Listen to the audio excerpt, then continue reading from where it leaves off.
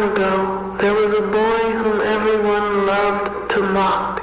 They enjoyed laughing at him because he was weak and fragile and didn't know how to defend himself. But one day, their pranks went too far.